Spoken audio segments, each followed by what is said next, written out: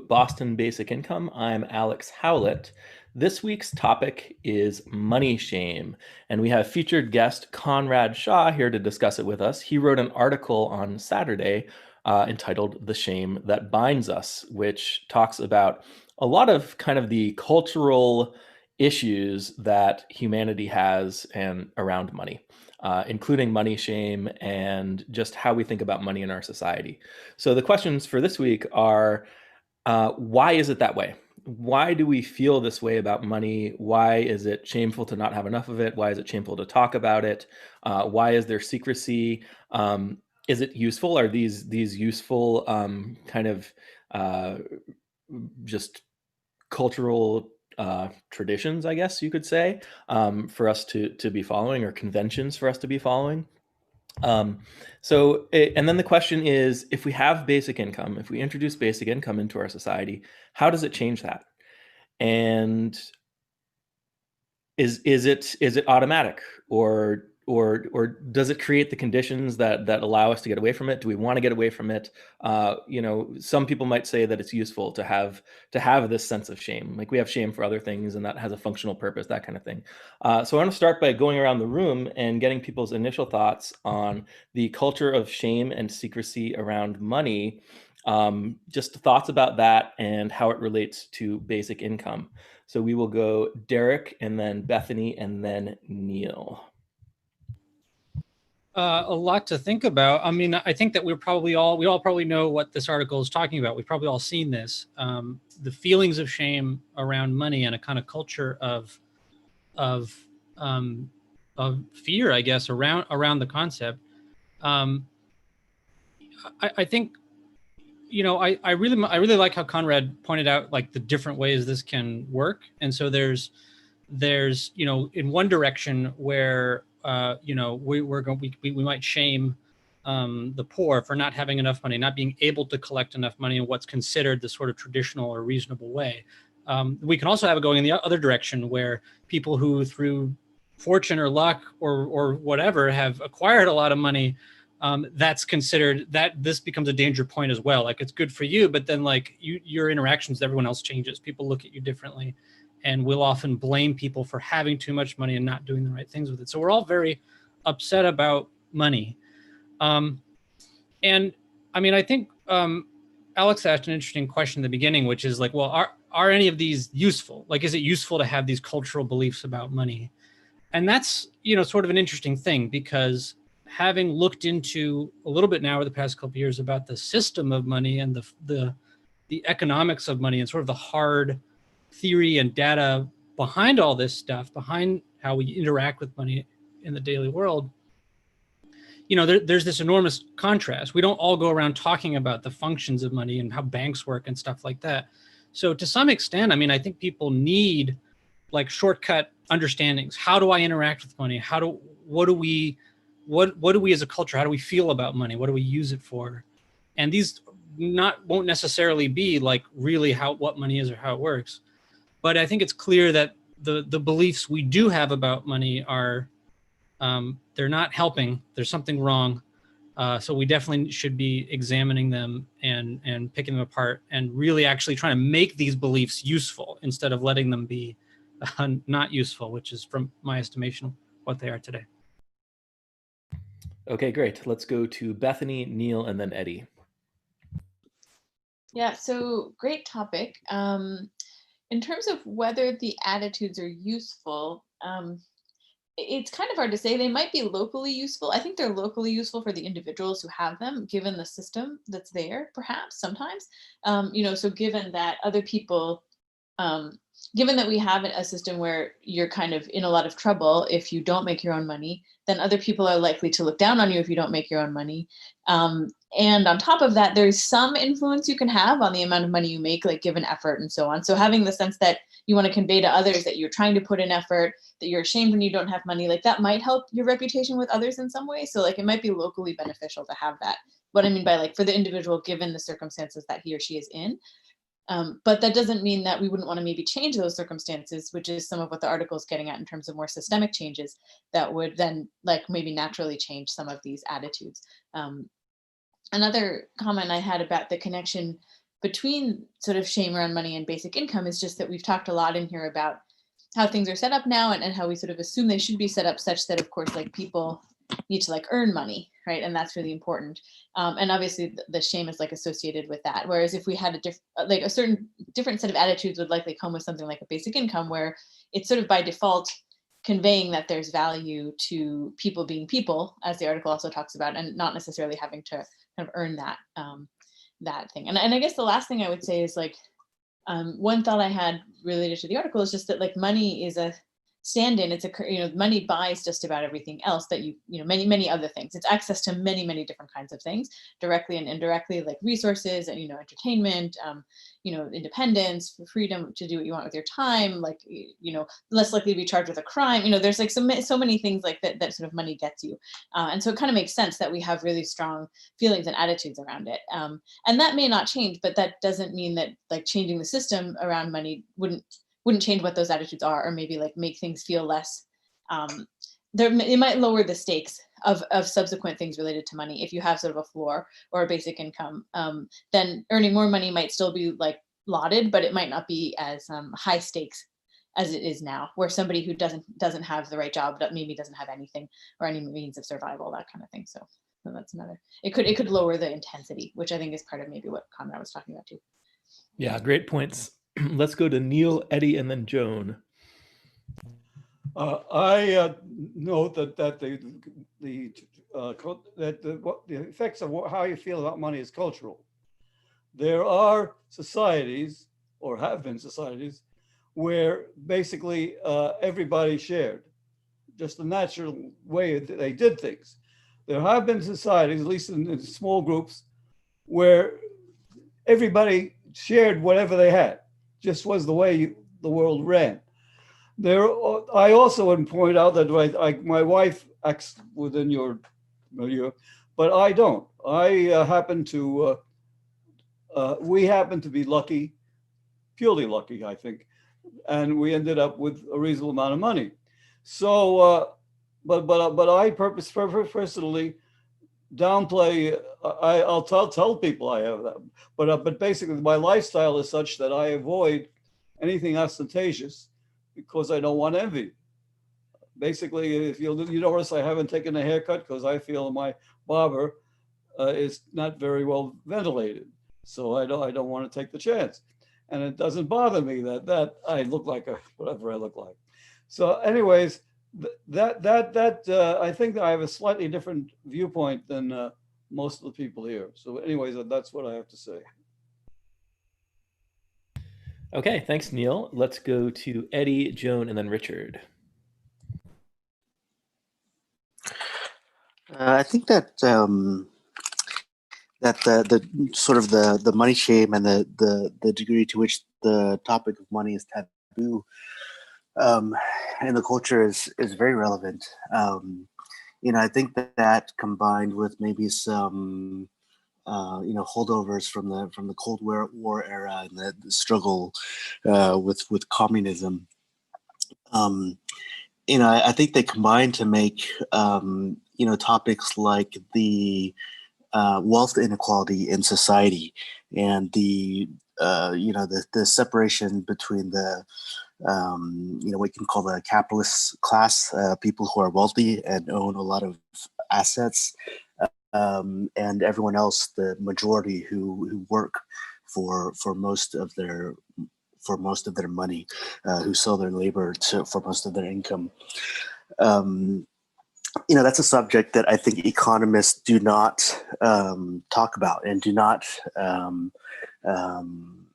research as much as they should. In the past year approximately, a lot inspired by Yang and by Andrew Yang and some of the things that he says, and thinking about UBI. I've found that I think that when you look into the dynamics that the capitalist and the labor classes create in the context of productivity growth, it explains almost everything about the current economy, which economists struggle everywhere to explain, because it's very, the current situation is very different from 20 years ago or 30 years ago. Yeah. So bring it back around to the culture of money and money shame. So I just feel like, these things that I've noticed in the last year, I feel like when you notice them, it's like they're sitting right in front of you. Like there's no great leaps, and yet it seems that I can't find a single economist who talks about very deeply about the effects and the dynamics of having two classes financially, with capitalists on one side or on the top, and the worker consumer on the bottom, and the way that the effect that productivity growth will have in terms of transferring the income from the bottom to the top, and the way that will eventually give you an aggregate demand crash. I think, and I mean, my point around that is just simply that it just seems like something that economists don't really talk about or discuss enough. So, yeah. Okay, let's go to Conrad really quick before we go to Joan and then Richard. I just wanted to jump in on something Eddie said really quick, which was just, I like to rag on economists in general, so I like to jump on that boat. But one of the things I find, and I say a lot, is that economists base a lot of their models and assumptions on what currently is, and they base a lot of their models and assumptions on strict mathematical analyses and predictions and past behavior.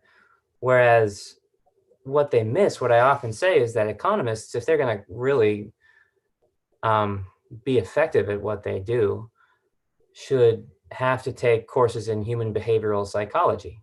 There's so many leaps they make in their assumptions they don't even see. They accept as almost like a religious doctrine itself that this is the way people behave. People behave as, functional consumer units, and that their only purpose in life could possibly be to gain more things and money and leisure. And they overlook the entire the entire idea of purpose in individual lives.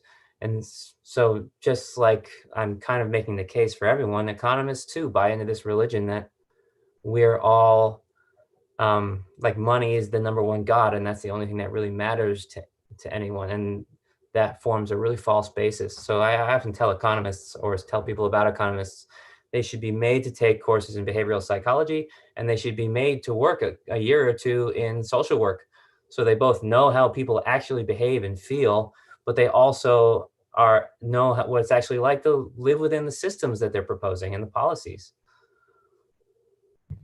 Yeah, I think those are some good points. And I think some people might even say that social scientists or social psychologists should take courses in economics as well. But yeah, there's a lot about human behavior to understand. And if you only see part of the picture, you're only going to get part of the picture. You're going to get part of the answer. Let's go to Joan and then Richard. Yeah, hi.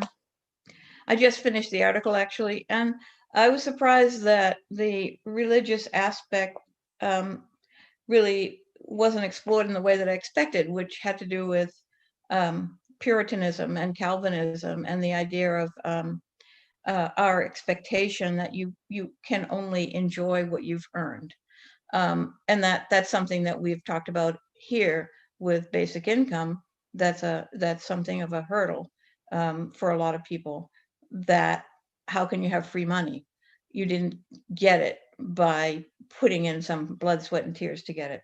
So it feels to me like the shame maybe it has something to do with that aspect too. That what are you contributing to society? You can't just get a handout. So I think that's part of what I noticed was not necessarily addressed. The other quick reaction I have is to the idea that, well, two things. One is the idea that that everyone might feel shame around the subject of money or feel that they need to keep up with the Joneses, as it were. Somebody mentioned the Cold War. I mean, my parents, the whole idea was that you would be humiliated, for example, if the husband allowed the wife to work. My mother couldn't work. It was shameful because he was the one who had to provide money for the family. And they also had to keep up appearances that it seemed like they had enough money, even when they were really struggling. They had new cars. They overextended in order to appear that they had enough money. But again, that wasn't so much for being ashamed for not having money as being ashamed for not being able to kind of pull your own weight, that you might be a bum, that like in the Depression, you might be somebody that would end up on the street. You had to work hard. Working hard was the religion for them. And the other thing I just wanted to quickly mention was when Conrad, you talked about some of the antidotes or solutions maybe, or at least openings up about this subject having to do with salary revelations. I actually don't agree with that. And the reason I don't agree is that I think it would cause a lot of strife. And I think evaluation of work is not something that peers can do very well with each other. I think people don't have a window into how those decisions get made. It might make more sense to have education in companies for something outside the job description, so that you're not just checking off boxes and saying, well, hey, I do the same thing. Lots of times you don't. Lots of times there are other factors that come into play. I mean, I know this from, the feminist movement and equal pay for equal work. Well, lots of time there is no equal work, even when there's the same job. There are nuances to that. And so just putting out everybody's salary as a way of making it more accessible and making it seem fairer to people, it might have the opposite effect. And it might also inhibit employers. So I'm a little bit on the side of the employer being the one that's able to make a judgment about who's doing the work and how they're doing it. So those are the things I have to say. Okay, those are some good thoughts, and it's an interesting question. Is it useful or beneficial to people to keep some of this stuff secret, both in the case of salaries and in the case of just socially in your community or in your family or something like that? Go ahead, Conrad. Yeah, to respond to a couple of those things. The thing about your parents, and there's something you said that struck me, was that working hard was their religion. And I believe that. It's just that the manna of the religion is money. That's how you demonstrate you're working hard. It's the things you bought with the money, and that's how you show.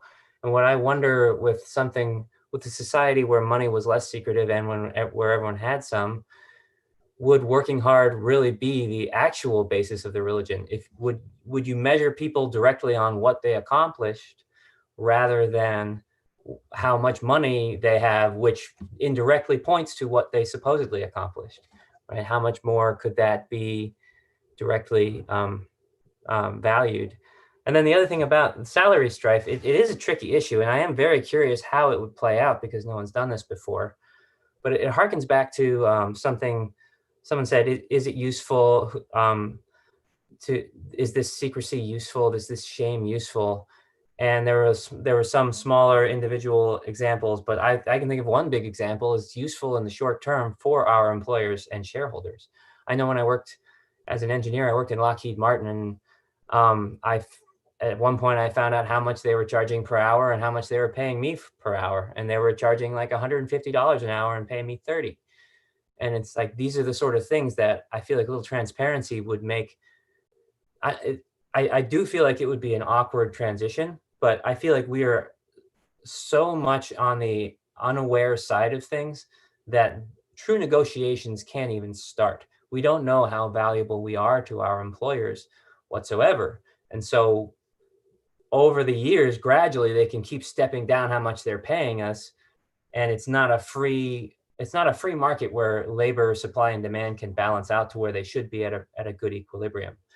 And the people who benefit, there's a link I shared in there somewhere that's just came out, this new study from the Rand Corporation, that over the last 50 years, gradually more and more employers and shareholders have been skimming off the top, and our wages have gone down and down to the point where your parents might have been able to provide for a family on one salary. Now we can't provide for a family on two salaries, and we're still renting, and there's no way to pay off our student debts. And it's just been more and more of the value that we're creating is getting sucked away, and we don't even have the tools or the awareness to address it. And I don't think education would go nearly as far as just transparency. And I think that also points to like the difference in wages between men and women and white people and people of color. It's really hard to get a beat on that and join together if you don't really know where you stand to begin with. So I do think it is uncomfortable, but I think it primarily benefits the employers. And I think it's hard for us to rise up together in like a community and make something fair when we're in the dark. It leads us to fighting against each other more. Okay, let's go to Richard. Initial thoughts on money shame. Well, it is very much cultural. Like, for instance, the German word for guilt, Schuld, also means debt. And so there, it's synonymous with being with shame. And there's also a religious context with you have to paying tithe, and if you don't pay enough, then you're looked down upon. And then there's also like charities where people expect you to pay into charities if you earn a ton of money. And so you have to think your way around how other people perceive you. Otherwise, you might not get as far in your job or in the community or whatever guidepost you're looking toward. Yeah, that's very interesting. And Eddie was also talking about how people are kind of divided into classes. So this is another way that we kind of divide people. So you're either in one group where it's shameful not to give money, or you're in another group where you have to take the money that other people are giving. And it really, it creates two different groups of people who have, different interests and different expectations of themselves and each other and all of that. And I think that the same thing is true for, workers and consumers versus capitalists, that kind of thing. Let's go to Bethany. I just had a very small point to make based on the discussion about posting salaries and so on between Conrad and Joan. I wonder if there are sort of tweaks to this system you could use, like posting the average for different groups, if you're interested in that, or just the average across different like positions in the company. There might be ways to get around the fact that you don't want like perhaps over focusing on, why does Dan make more than I do when we technically have the same, but maybe you still want enough information to be able to have a sense of like, this is what this position typically makes, or to be able to reveal things like gender differences or race differences if you're worried about that. Might be interesting. That's just one example, but there might be kind of like tweaks that sort of help address some of the concerns that Joan had, but still give people transparency. Yeah, I think that would be a vast improvement already. Yeah, so I think a question is, why wouldn't we want just perfect transparency and all the information out there all the time? Is there some benefit to people, not just to, employers and, people who are kind of like, keeping information away from everyone else and thereby benefiting from it? But is there a benefit to people in general, to ordinary people, to not having all the information out there? I think is a question we can ask. And, I liked what Bethany said earlier about money being very important, but maybe the way in which it's important might change in a world with basic income, because it's still going to be the thing that we use to access everything else, right? It's going to be this key tool. Conrad calls it a tool in his article, this key tool that we can use to get benefit from the economy. It just doesn't necessarily have to be this thing that we're struggling to get and we often don't have enough of, or something like that. And then, the question is, what beliefs about money are helpful in the context of today's world. So is money shame, or certain aspects of money shame, or our culture of money, is it useful in a world without basic income in a way that wouldn't be useful in a world with basic income? Let's go to Joan. Oh yeah, I just wanted to follow up with Conrad's remarks about knowing the salary. I think there's a difference between knowing your coworker's salary without any other knowledge and knowing what the employer charges for a product, for example. So I think that just knowing what your coworker makes isn't really going to be very helpful. In fact, it probably will cause resentments and problems that are detrimental to the workplace. But if you get the big picture and you know how the money actually flows in the company, like you were saying about what's charged at Lockheed Martin and what's paid to the employer, the employee making the thing, that gives you some more power. That gives you more transparency in a real way, instead of just having this kind of lower level transparency, which I don't think is useful, because I don't think the employees can actually do anything about that anyway, because they don't have enough knowledge about how those decisions get made. They have job descriptions and they may have averages for the jobs, like Bethany was talking about. I mean, I think most companies do that.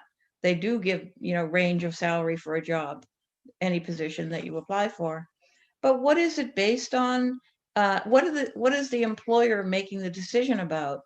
And then you get into, are you going to be able to follow,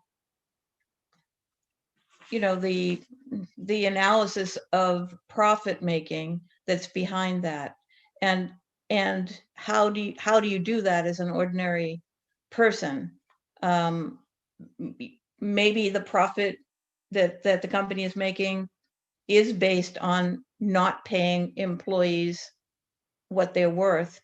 But on the other hand, maybe the profit that they're making that's based on that enables the company to stay in business. So I think there are a lot of factors in this. That's why I kind of object to just the idea of a big reveal with employee to employee. And then just quickly, the other aspect of this that I noticed in the article, you're about your brother and that becoming a veterinarian and not being so concerned about what he was making, what, $16 an hour, or that was not at the top of his mind. And in truth, there are a lot of people, including me. I mean, I became a poet, so I became a writer. Not money was not going to be in my future. It was not going to be a concern. I was going to survive, but it was not about being ashamed or proud about the amount of money I was making.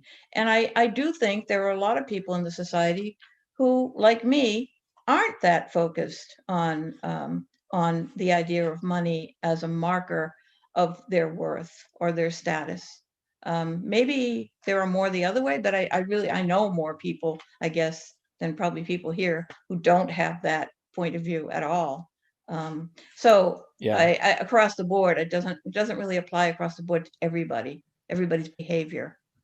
Yeah, and I mean, I think that's true in general. I think there are people like you, and obviously, you're going to seek out friends who maybe Right. share that kind of perspective. But then it's also, we can ask the question: there are a lot of people who are influenced by money in this way, Yeah. and then can there be less of that? Would it be for there to be less of that? How does basic income maybe help? Does it give more people freedom to take the approach that you took toward your life?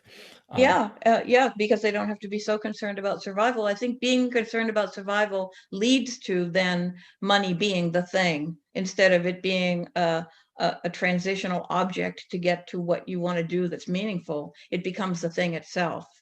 Yeah. Okay, let's go to Conrad. Okay, I've got a couple. So to respond to that last thing, being concerned about money. I mean, you're talking to someone who gave up engineering to become an actor in New York and waited tables for 10 years and took on a lot of debt for a silly documentary project. I mean, this is something I know well. And when you say about my little brother that he might just not be concerned about money, I know the story there, and I know what it was for me as well. It's an easy thing to say, but it's often like you kind of took it for granted, it sounded to me, that you're gonna survive. And when that and that's the thing that I don't, I mean, you said the words like, I know I'm gonna survive, so it's okay. But that's the thing people don't generally seem to know. Like, you don't know if you're gonna lose your job. You don't know if you're gonna be able to afford to keep renting or living where you're living without moving with your parents. You don't know these things. That's, to me, one of the greatest things about UBI is that constant knowledge of security. So Oliver loves to focus on the things that really matter to him, just like I do. But that doesn't mean it doesn't exist in there somewhere that he needs some level of income to survive, whether or not he likes it. And so I feel like that shame is there no matter what. Societally, there's a level of knowing that if you don't bring in enough income to secure your own survival, then you will have failed by society's rules, by society's standards. And there's just like an external shame that comes, and it's really hard not to take that on. And even if you don't take it on, it's still there. You're still in that position. And then I would just put it as a question with the whole discomfort and resentment between coworkers and employers. And I would just question whether or not that's a bad thing. I think I would assume that maybe it's a bad thing in the current system where money is the way we measure each other's worth. But I'm not necessarily, I mean, I assume there would be a lot of friction, at least early on, but I'm not necessarily convinced that it wouldn't be good to have these things hashed out and to have people need to defend their decisions. You know, why not have my employers defend why they're paying this person more than me? And if they can have a reason or not, and then it's my choice to leave the company, find better work, whatever. But I can't make that choice if I don't have the knowledge. I don't even know where I stand in anyone's eyes. We're all kind of just guessing around, playing these negotiation games in our mind and fantasizing about what we could have. You know, I would like to see a scenario where that did play out, where everyone had to be accountable to the decisions they were making, including the employers. Okay, let's go to Derek. Well, you know, I'm here because I heard of this idea of basic income. And when I first heard of it, I was sort of immediately struck by the notion that it'll change a lot. It'll change pretty much everything about the way we typically think about the economy. And I think that might include a lot of the stuff that we're talking about. And so I think when we ask questions like, you know, is it a good idea for, you know, wage information to be widely available? Or is it a good idea to formalize tipping or not? You know, things like that. You really do have to sort of frame that in two totally different worlds. One in which, you know, we have no basic income, and a world where we do have a basic income. And then maybe you might even add a world where we have a very generous amount of basic income or a very high level of basic income achieved. So like those would all be very, very different scenarios, because there's obviously pressures in the current world that might not exist or might be lessened in those worlds. And, you know, our prediction of what that will be like, you know, it's almost hard to say, but I will say that I think that in many ways, our whole way of looking at the concept of worker versus employer, that division that we create, a lot of our attitudes about that are informed by the $0 basic income. I mean, I think that when I think about shame, right, and these social pressures that exist, a lot of times I think about that in the context of pressure to falsify a preference. So you might have some preference, whatever, who cares why you have it, you just have a preference, but there's this stigma or worry, and then we're gonna not talk about it. We're gonna say something else. We're gonna say something maybe we don't really mean, or it's rude to say a certain thing, right? And I try to look at this. I think that's important to look at when you're thinking about workers and employers, because obviously the worker has a preference for their wage to be as high as possible. Well, the producer or the business owner, they have a preference too. Their preference is clearly for the wage to be as low as possible. And so I think that's very, very, very hard to talk about in the world that we live in.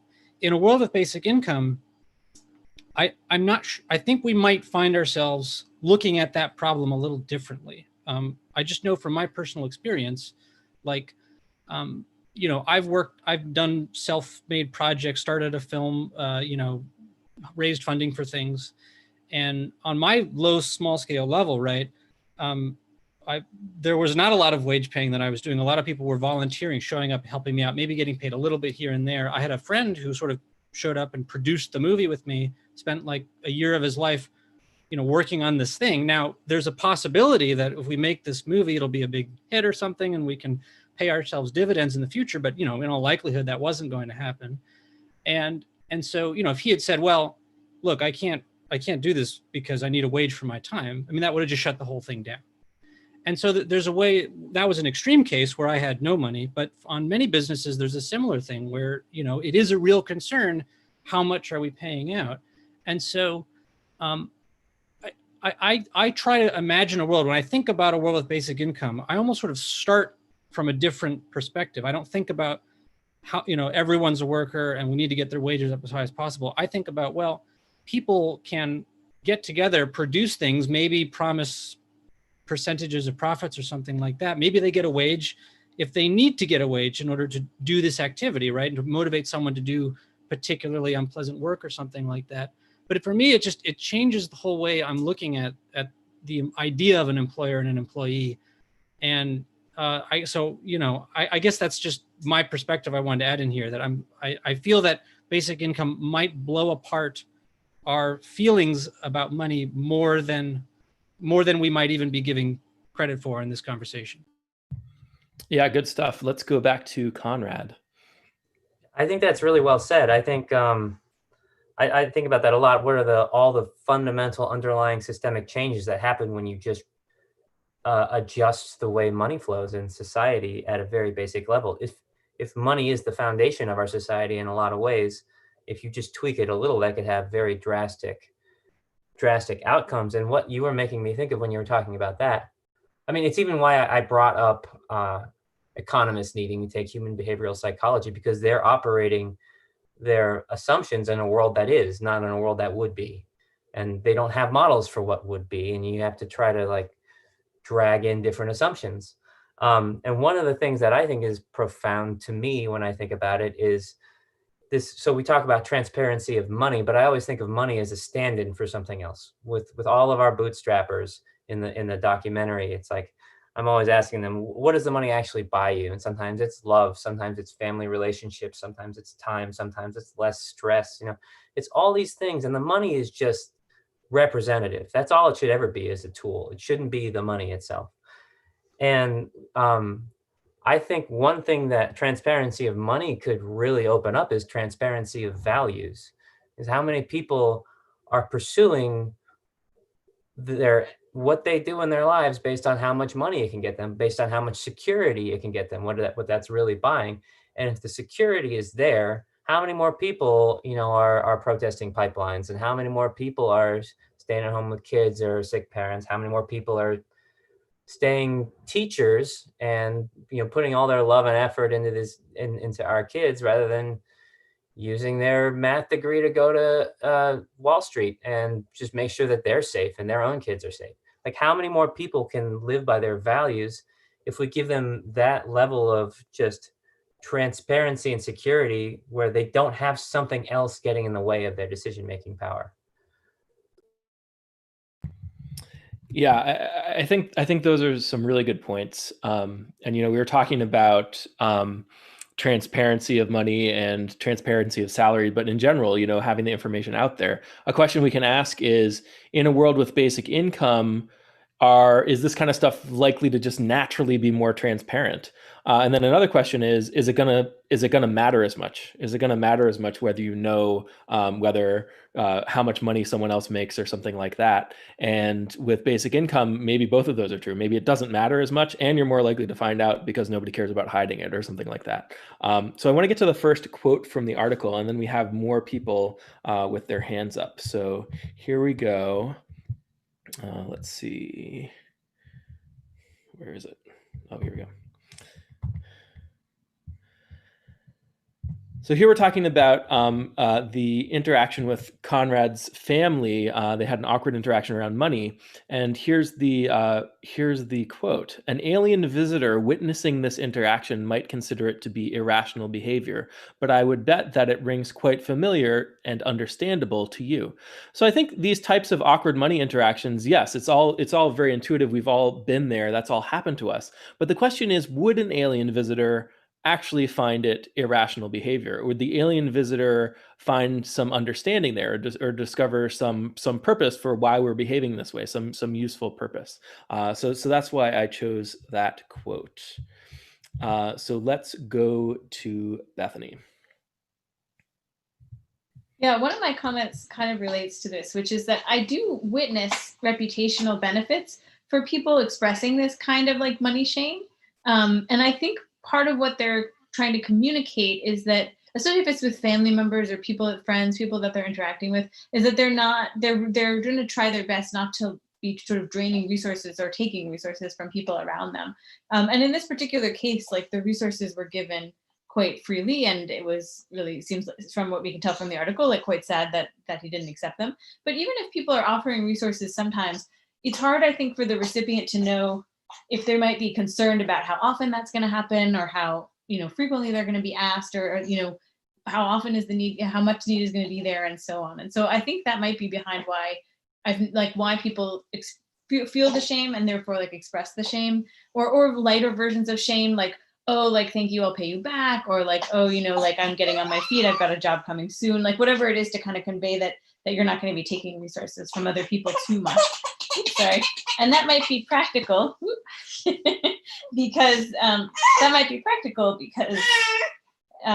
the people around them might genuinely not want these resources to be like draining. They might not want to be giving too much, or have too much like pressure to give. Sorry about the Annabelle. I have two other comments, but maybe come back to me in just a second when she's a little quieter. Sure, no problem. Yeah, so I think those are interesting points about reputational benefits. If we're living in a world where money is this thing that everybody needs, and if there's someone around you who needs money and kind of just needs money openly and doesn't really care that they need money and are happy to take money, then that person is maybe going to be a problem in your life. But if they're signaling that, most of the time they don't need money and they're very ashamed to express that they need money, then it starts to look more like, okay, well, maybe I can trust that this person, that it's a one-time thing, that they feel bad, I'll help them out this time. Like, this is very analogous to other areas where we feel shame, asking for something or being inadequate for some purpose or something like that. Then it's sort of related to the banker's paradox, right? The banker's paradox, in the sense that you'll only lend to people who already have money. Right, in the sense that like people want to be lend worthy, and they want to be the kind of person who doesn't need it too much, because those are the kind of people who won't pay it back, or who ask too often for things and overextend what we want to give, and that. Yeah, that's exactly right. The people who are credit worthy are the ones who need the money the least. That's exactly right. So the shame shows maybe that you're kind of putting yourself in that position. It's kind of like a social signal in that way. Let's go to Eddie. If you're there, Eddie. Yeah. Yeah. I feel that, in the future, when we do get basic income into the system, I feel that a lot of that money shame will really go away quite a bit. I think that we're much closer to post scarcity than people realize. And when we get to the point where, everybody has basically enough money to survive, and it's just not possible to like fail, and in terms of money, where that's not possible, it won't become such a big deal. And I think that conversely, that part of the money shame in the culture today, like, my feeling is that it stems from almost this unspoken, unexamined, unconscious terror of failing financially, of getting to the point where it's difficult to to feed and house yourself, or being a burden on others who are also struggling a little bit. there is, I just looked up the figure for GDP per capita in 1800, 200 years ago, and it's $800 per person per year in $1990. And so we're at 60,000. We're almost 100 times more productive than we were 200 years ago. And I think we can do a thought experiment where if you imagine that we're 60,000 right now, if we imagine that in 200 more years that production per person goes up to 100-fold more, so we get to $6 million per person per year. And you ask the question, when we get to $6 million per person per year, are people going to be poor? Are they going to be struggling? That seems like an impossibility. How in the world would it be possible for people to still be poor and struggling if society is producing $6 million per person per year? But if you take that back to going from 1800 to now, back in 1800, many things that people didn't have, but yet they still survived. And if you thought that you living in 1800 thought that 200 years from now, society will be 100 times as wealthy, we'll be producing 100 times as much stuff. And you ask yourself from 1800, are there still going to be poor people? That's a mind-boggling thing. And I think that, the reason that happens is because, the basic driver of progress, which is productivity growth, where you can produce more with less labor, yet there's a contradiction between that and the system where people survive by selling their labor. Because on the one hand, you can produce more, but on the other hand, you don't need as much labor to do it. And so you're always pushing down on part of the population and in the market system saying, we don't need your labor anymore. And what does that do? That pushes down on wages. And so you end up, growing production 100-fold and still having poor people. And it's an amazing thing. And I think that when we fix it with basic income, I think it will be quite an amazing world, really, and very different from what we have right now. Yeah, I think that's right. You're 100 times more productive, but there's still going to be poor people unless you have a way of ensuring that everybody has access. Let's go to Conrad. I think that's a really good example, Eddie. I feel like the only way that we could still be poor if in however many more years you said that is if we have a very strongly constructed narrative that makes it okay in our sort of religious doctrine, in our societal doctrine. Like we have, what are we, 4 or 5 years away from our first trillionaire? I mean, this is something that can only continue to exist so long as the narrative persists. I think narratives are the strongest tool we have in human history. But I also do agree with you. I'm optimistic that we're right near that tipping point. It doesn't feel like it can last because people are being woken up to it in a very real way very quickly. Yeah. Bethany, are you ready? Yeah, she's a little quieter. So my first point, I think you guys heard it before, had to do with the reputational benefits that can come from showing that you're not going to take too many resources from others.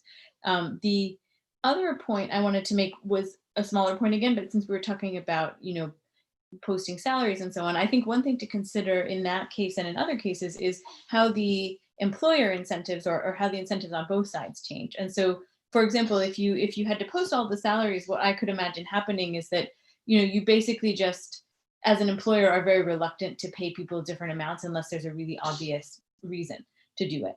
And that could be good, like more, that could be more good than bad in the sense that maybe it eliminates differences in salary that come from who happens to negotiate harder than other people, which could be related to like gender and race and so on. But it also might take away some productive things, like maybe a company has a reason that, as Joan pointed out, is kind of like hard to articulate or hard to demonstrate to want to pay somebody more, but they wouldn't bother to offer it because it'd be too hard to explain. And then that person is only going to come if they get that salary, and so then they don't come, and then like kind of a mutually beneficial situation in that individual case doesn't happen. So I was just thinking, I think the way that these things sort of feed back around to everybody's incentives are important. And I think that applies to some of the other kinds of examples we've been talking about also. You can change a lot of different incentives at once, and then it's you have to think about how that will play out. Yeah, I think those are all really good points. And we could also ask, in a world with basic income, would it have that much of an effect? Would people care as much that someone else is making a lot more money than them and stuff like that? Go ahead, Conrad, or go ahead, Bethany. Yeah. So I just to follow up, I think that they would I think that as long as money gives access to so many things, people will still, to the extent that it's there as an incentive to do the work in the first place, people obviously care about it. So they'll care about it to some degree. But as I said before, and I think others have said, it could take the stakes down quite a bit. And so like caring is at different levels. Like you might care whether you win, whether your favorite team wins like the Super Bowl or something like that. But it's not the same way that you care whether you're going to eat tomorrow. And there's of course like different levels in between. And so while I do think people would still care, I do think that like the higher the basic income relative to what people get from their work, the less people care, I guess, or the less the people care in a kind of an intense way. I think it sort of depends on that ratio. Yeah, that makes a lot of sense. Go ahead, Conrad. Yeah, I'd be really curious to hear, to learn like specific examples of when that would be beneficial to be able to keep that level of opacity. In general, in the large scale, I have a hard time imagining or justifying for myself why it would be beneficial in general to the broader public to have a culture of secrecy, to have a culture like if I'm trying to imagine why it would be worse to have a system in which it's generally understood that people don't need to just be able to justify their own decisions. And if someone else is getting paid, twice as much as me for some reason, if they've got a good reason for it, fine. And if they're going to stick to it, then fine. And then that's their prerogative, and I can decide if I feel okay with that or not. But again, I'd be interested in hearing what someone in that position, someone in a hiring position, would say. It just seems like all the stuff that I've come across when it comes to like in the fundraising world or in the corporate world, anytime the money is sort of unclear, it's a very small group's vested interests that benefit from it, and it's generally not the broader public in my experience. So I'm open to being wrong about that, but yeah. Bethany, do you have a response to that? Yeah, mostly I'm fairly persuaded by what Conrad has to say about how it could be beneficial in general. But I think one thing that came to me as you were talking, Conrad, is related to Alex's point about what would be different and Derek's with the basic income. And I think some things that could be different is that maybe if the stakes were lower in jobs, you wouldn't have as much pressure on the employers either. And what I mean by that is like regulatory pressure, sort of lawsuit threat pressure. So it might be easier to be transparent in the sense that like, Conrad, you individually might be willing to accept an argument about why someone's making more. And so if that didn't have to be like defended in court very often, unless it was really egregious, or like there wasn't that kind of pressure on the flip side, then some of these cases where people might want to pay someone more and that might be beneficial for productivity or whatever might still be possible with transparency. So I guess you're just reminding me that like the stakes of work and how we try to kind of, and also people's lack of bargaining power as individuals, not having a basic income, we end up having to kind of compensate for that with a lot of regulation to protect people that because they can't really protect themselves or they don't really have the chance to walk away. And so it could be that it's some of the inefficiencies not only might be less than the improvements, but also might diminish in a case with the basic income. Yeah, I think those are some really good points. And before we go back to Conrad, I just want to add that to kind of think about where the opacity in this information might be useful to the broader public is if we don't care about workers, if we don't care about how much people are paid, and we're thinking about the world in a way that, jobs are not, how you're supposed to survive or something like that. If we start kind of from that perspective, and then we think, well, lower wages are generally always better. It's always better to pay as little as possible for the labor that you activate, assuming that you're giving people as much as you can on the back end through the basic income, that kind of thing. If you make that assumption, then if you make everybody's information transparent, everybody's salaries transparent, then the workers themselves might have this, and I think Bethany was getting at this, they might have this sense of fairness where they're fighting to be paid the same amount or they're fighting to be paid more. And it might drive wages up, which could actually make things less efficient for the business and less efficient for the market. It's not necessarily going to be that way. And especially like people have been saying, in a world with basic income, maybe there isn't that much pressure anymore and people won't feel as strongly about money in this way or about wages and salaries in this way. Go ahead, Conrad. I mean, I think you guys are touching on what's really important here is Bethany said bargaining power. I think what money in society equals is power, right? It's just like a power tool that can do anything, right? So having a basic income, I think, changes that whole dynamic to a great extent. And I don't think it's just about people being more laid back about price differences or whatever because they're okay, which I think would also be a thing. I think it's also everyone in general has more bargaining power in everything, whether or not they choose to be in that position or not, and whether they pursue something else. I mean, I still ascribe though to a lot of elements of free market theory, and if an employer, like if it's going to push wages up, I would imagine it can only do that so far until the company's no longer profitable, right? The company needs a profit margin, and they're just not going to pay enough to not have a profit margin. And so if you reach that point, and then there's another company down the street that's selling the same thing that's offering more, they must have a better business model or something, and the employees are free to switch to that company if they want. But I feel like we find gradually over, or maybe not even that slowly, an equilibrium that values labor what it's valued, but it's still, there's nothing saying that companies have to start, losing money on the balance sheet in order to do this. There is a equilibrium that with transparency jumps to where it should be, or moves to where, I mean, some places maybe it goes down. Maybe there's some situation where people are being paid too much, but and with UBI that could go down. Like there's the whole question of minimum wages that sometimes can be hard for businesses, like a small community theater that's trying to put up little plays. Has in certain situations to pay their actors this much. And that's great in this society as an actor to know, like, if I get that gig, then at least I'll have some money coming in. But it's such a desirable job and such a great way to spend your life. And it's so fulfilling. In a UBI society, some things like that might actually go down. The more desirable work might get paid less, and the less desirable work might get paid more. But if you got a UBI and a bunch of actors willing to get together and put up a play themselves, that would be great. Yeah, I think that would be great too. I think there's a lot of kind of opportunity there for ways that people can spend their time that fall somewhere between volunteer work and where the minimum wage happens to be today. There's an opportunity for a lot more flexibility in the labor market and what we think of jobs, and just like paying people a little bit to do something a little bit different, or like that kind of stuff. And I'm excited about that. What was I gonna say? I don't know. Let's go to Richard. Well, in a post-scarcity Star Trekian future, people have all their needs and they don't really need to get anything beyond that.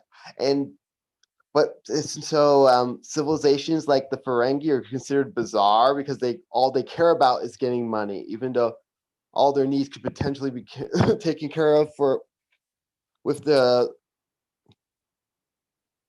what is it called? By joining the Federation. Yeah, joining the Federation and using their, what's the device called? Replicators. Replicators to get it, but they actually charge to use the replicators when it could be free. Yeah, it's an interesting question. Would you really ever end up in a scenario where there are people who have access to everything they need, and they really want to kind of impose this kind of capitalist market paradigm. My sense is no. My sense is that if you have an opportunity to just live a good life and be wealthy, that I don't think in real life a civilization like the Ferengi would ever emerge when they're surrounded by some abundance that they have easy access to, or something like that.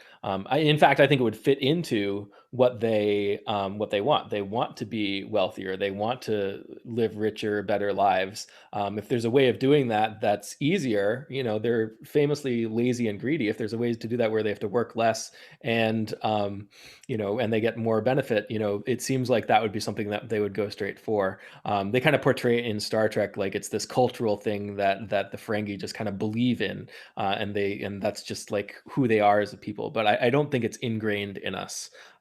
Let's go to Conrad. Yeah, I just quickly want to add to that. Like, if we're talking about some post-scarcity world in the future, or what we're moving toward in general, to say that getting rid of money shame or mitigating it or reducing it, or in this future, I'm not envisioning a future with no currency or no shame even. It's just that maybe we measure each other by different things. So I would like to see a world in which we're measured by our deeds. How many billionaires are glorified for their dollars when they're extracting from the economy, or they're, outwardly awful people, and they still have millions of fans. I'd rather see a world where at least as much pressure or as much valuation as we can is taken off of those dollars and put onto people's actions. And if you're going to be ashamed about something, it should be about what you do. Well, I certainly think that glorifying the billionaire is a great way to get on his good side. So if I want money, I might go around glorifying some billionaires. Richard, did you have a response that you wanted to say? Richard, you're muted. Oh, I just wanted to bring up another thing, like with the whole Fight for 15 movement. Well, that would pretty much double minimum wage workers, wages, but with a basic income, people like your brother who are earning $16 an hour would be far better, because that would be equivalent to a $5 per hour raise. So what would the society be like with the Fight for 15? And there's people like your brother who are getting $1 more than that. Yeah, depending on the size of the basic income, right? There's an episode of Seinfeld where Kramer has been on strike for, I don't know, like 20 years or something like that, and they're fighting for a certain wage. And then the strike ends because the minimum wage happens to get up to the level that he was fighting for. And everyone's like, why are you here? That was 20 years ago. But I think that's kind of an example of that, is that, if you're fighting for a certain thing and you just wait long enough, then does it really matter anymore? And if you have a basic income that kind of leapfrogs the whole minimum wage, the particular level that you're going for, then maybe you don't need to. Go ahead, Conrad. And I think it's, when we boil down where the shame of money comes from, I think a big part of it, at least on the pedestrian side, not the billionaire side, is material need.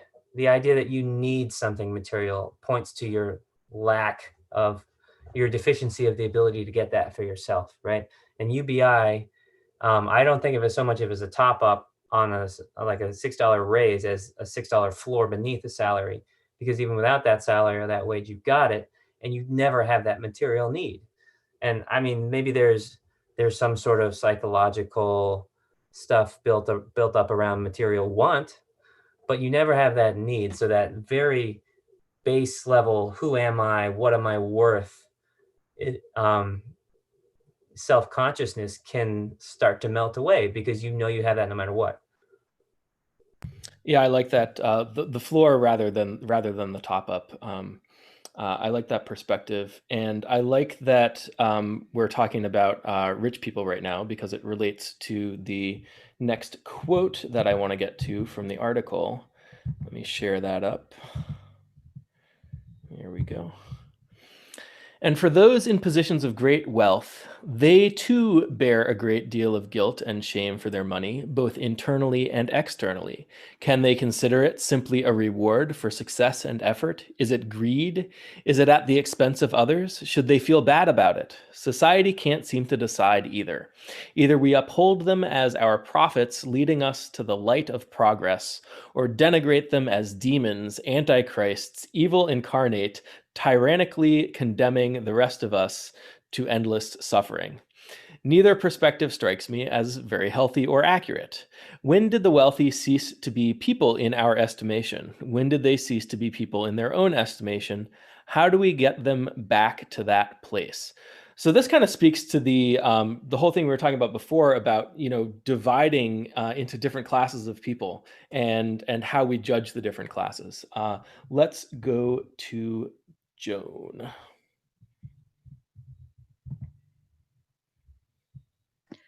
Okay, well, what I had to say is before you put the quote up, but I wanted, yeah, I wanted to respond again to the idea of opacity and transparency in the workplace, and the tie-in with money, not to shame necessarily, although that's there, but to the flip side of love or respect, or what people, the positive things that people feel when they make more than somebody else, or they feel that they're valued more than somebody else because money symbolizes that to them.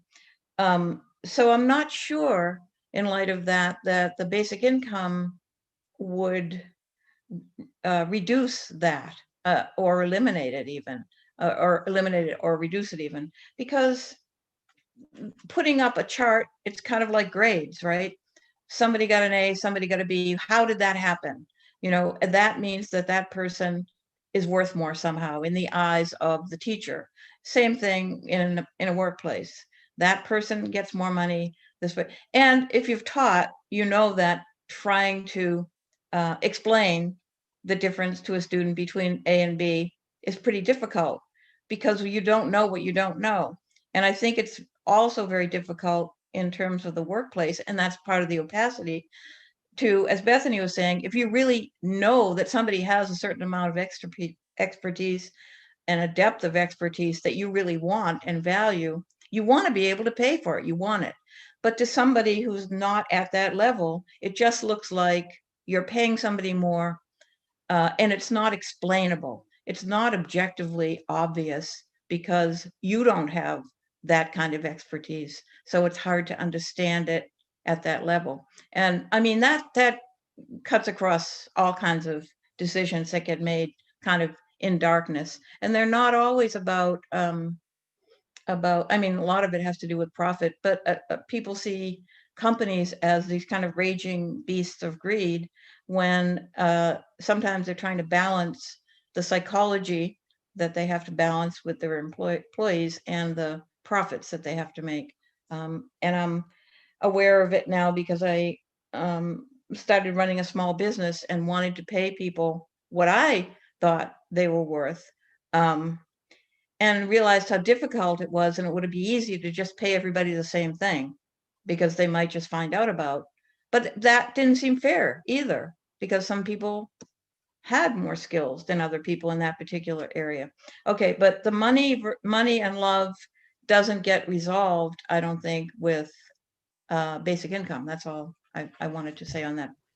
More to say about stuff, but I'll stop. Yeah. I mean, I think that's right. I think, even in a world with basic income, people are still going to compete with each other socially and, want to be richer, than not everyone's going to play that game, but a lot of people Yeah. will. It's not basic income is not going to change that fundamental thing. Right. And in terms of what you're saying about the opacity, I like that story. And it kind of, it shows that in some ways the opacity protects people from information that might be upsetting to them. Right. And Conrad was saying before, or a lot of people were talking about kind of this negotiating power aspect of, having the information out there. And basic income on its own, it increases people's negotiating power, but there's two different ways of negotiating. One is based on just what your personal needs are in a one-on-one negotiation with the employer, and then Yeah. another one is based on the sense of fairness about, like what other people are getting and stuff. And that's where things can get kind of upsetting sometimes. And if you just don't have that aspect of it, but you maximize people's negotiating power from the basic income side, then you can maybe get to a situation where everybody's kind of getting the optimal result, and they're not being upset by this information because of their sense of fairness and that kind of thing. Did you have more you want to say about that, Joan? No, that's a great summary. Yeah, thanks. No, I'm talk about the quote later. Okay, Yeah, let's go thanks. to Conrad. I think I would ask with the kid that you're explaining as a teacher their grade to, and it's a difficult conversation. Would it be better not to let this kid know where they stand, where they are, in sort of a way to seek to protect them? Is that something that's beneficial to the kid in the long run? And maybe there's certain circumstances where it is, but I generally tend to resist these more sort of paternalistic urges to protect people for their own benefit. I would rather have the uncomfortable conversation that could upset people and work that out. I think in the end, transparency is always hard. I think that's a big part of getting over shame is embracing transparency. Yeah, but yeah, go ahead. Can I respond?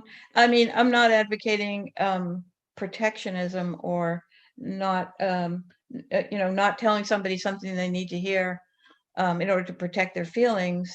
What I'm saying is that if you're not able to get an A, sometimes looking at an A paper, for example, will enlighten you as to why you didn't get that A. But I mean, I teach, so I know that there are plenty of times where students will not see the difference between what they've done and what somebody else has done who's gotten a higher grade. They just can't see it. If they could see it, they would have done it. And so then you have the problem, and I teach writing, so that's an extra problem because it's not like science, but the heuristics model where everything has a number, so that, if it's grammatically correct, then you get this number. If it's this, if it's that. I mean, there are some undefinable, unnumerical aspects to any kind of field, even science, where you can't really say, this is why you are not there. That's just not, you can give hints and advice, and it's not about protecting. It's about how to deliver the information so it's useful. And not many people can spend the time doing that. I mean, I don't see employers spending time going through all the subtleties and nuances. They get job description, period, but that's a crude way of outlining what's expected. There are many other things inside that. Yeah, I think that's right. I do think there is a paternalistic aspect here. Maybe you're not trying to protect them from information necessarily in such an explicit sense, but at least at some level you're recognizing that maybe there's some information that's not going to be helpful for them. Even if you tried really hard and put a lot of effort into explaining it to them, they're not going to get it. They're just not going to be able to process it or use it in a useful way, that kind of thing. And you're making kind of a paternalistic decision to keep that from them. But that's not always a wrong thing to do. And I don't think that's why companies are doing this. I don't think that's why companies are keeping information about wages and salaries from their employees. I think it's more what you were saying, that you as the employer, you don't want to have to deal with all the fallout. Right. So yeah, it's going to be really hard for them and stressful and all of that. And that affects you. And that's why you as the employer are keeping the information. Go ahead, Conrad. I think the school example is really instructive, and it's a good thinking. It's a good thing to think about, because school is not a system where you start at zero. You get your lunch in the cafeteria each day. You have people who are paying attention to you and taking care of your needs. You have security. You have these basics set up. And the way I see a society, especially with UBI, is like what we have now is if you don't have your income, whatever, you have basically nothing to fall back on for a lot of people. But if we create a floor where everyone has that, I don't see it as actually necessary to mitigate the whole money equals love thing, because the opposite of, like, money is still a powerful thing. It's still a tool. It can still be a reward, and that can still be healthy, so long as there isn't a situation of people that get none of that love, that are told that they're absolutely worthless. Like in school, you still have different levels of classes for different students with different abilities, and they grade differently, and they reward students differently, but they still have that basic level of security and reliability that they're going to get from going to school, interacting with the other students, feeling safe. Yeah, I think that makes sense. It's just yeah, I guess the question is how much of an analogy can we draw between school and the way money interacts with people now? And maybe in a society with basic income, you're not starting zero there, and money, is not going to have this necessarily survival aspect to it anymore, but it still might have this, where do you stand in the pecking order type aspect, the kind that we might associate with grades in school, that kind of thing. So you've stripped one thing away, but it still has this other thing. Let's go to Derek. Yeah, I wanted to. I was interested in the quote, and now my headspace is a little different, but I'll try to remember the gist of it. I mean, it was about how money shame affects people who have amassed a lot of wealth, and then also implicit in that are attitudes about that, right? And this is pretty common, to say the least. I mean, we see a lot of talk about what awful rich people are doing with all their money. I'd like to try to sort of imagine as a starting point, like what money is without any of these, like to the best of my ability or to the best of our ability, can we sort of look at money without these different feelings about it, without these different sort of attitudes that we put on it? And then we sort of can ask, how do we feel about the fact that some people get a lot of money? And if we're looking at money as kind of a tool, like Conrad is advocating that we're doing, then it's pretty clear that it's something we exchange for goods, for things that we want. And it seems sort of inevitable to me that, like, if you have an international economy where one or two firms can sell to a global consumer audience and get a lot of money to give a lot of goods, there's going to be some people who in those firms who amass a lot of tickets, a lot of tokens, a lot of currency. And it seems to me that if we've set up our economy properly so that people who really should have our first, societal moral concern, people on the bottom, the poorest people, if we've set up our economy so that they're getting as much stuff as possible, they're getting as much income as possible, and that the economy is, producing stuff that people actually want, then maybe it doesn't feel so bad for both people who take a lot of tickets and for also people that don't have money and are looking at that. Maybe it's not such a problem. It kind of makes sense. Like, someone has to get the tickets to distribute all the goods. The thing is, in our society, I mean, obviously the poorest person in society is as poor as possible. The basic income is at zero. So that sort of changes, I think, how we look at that. Some people have abundant wealth while people have nothing.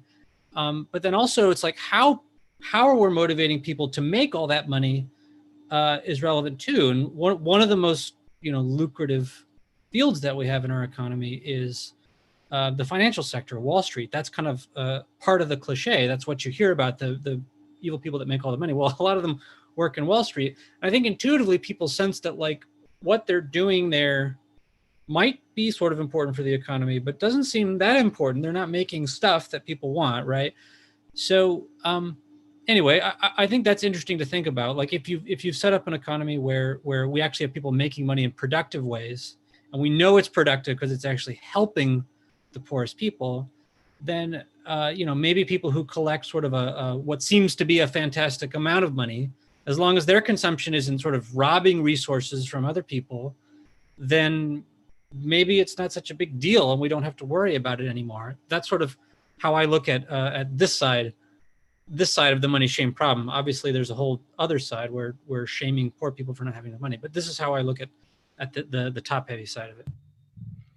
Yeah, I mean, I think in our society, there's this sense among a lot of people that if rich people are rich, it's at the expense of someone else, or at the expense of the poor. Whereas in a basic income world, if you're rich, The poor, or not poor, they're not poor anymore. The ordinary people, the ordinary consumers are the ones who have the money. And the fact that you accumulated all that money is kind of like a historical record, or it shows that you've provided a lot of stuff, because in order to accumulate the money, you had to provide this stuff to the people. So it can actually be something you're more proud of on more dimensions than just kind of having the money and being able to show that off.